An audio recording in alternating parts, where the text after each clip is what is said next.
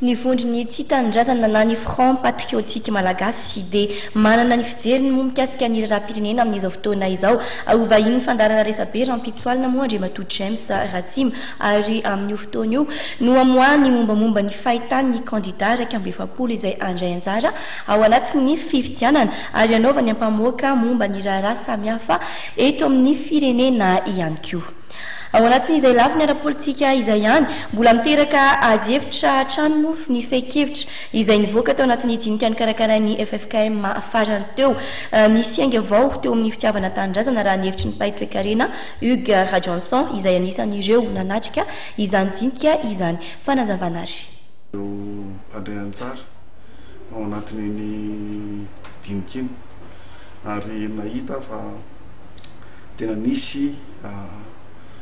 anga avao eo amin'ilay fitiavan-tanindrazan'ny malagasy tao anatin'ilay izy.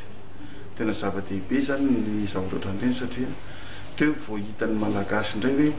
aia izy ihany dia afaka mahavita n'ireny zavatra ireny,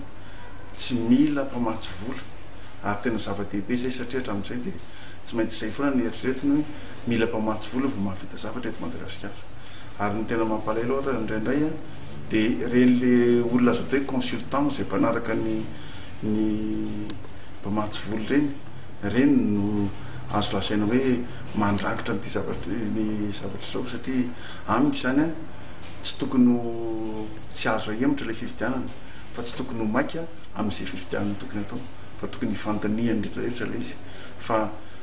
raha ohatra izao tsika no manao adisoany indray mandeha dia mino hafa ho zava-doza be satria raha raika amby efapolo ny candidat za mino fa sarotra ihany ho an'zy anankiray lany eo ny anaiky fa adisoana na dia amin'ny bureau de vote anankiray ary dia zay dia atahorako. Zaho zany tena matahotra mihitsy satria eo amin'ny zava-misy amin'izao fotoana izao dia ohatran'ny hoe manenjika le famatsim-bola mitohatra ny zava-dehibe amin'ny rehetrarehetra fa le tena vahaolana fahobe ho an'ny fiariana malagasy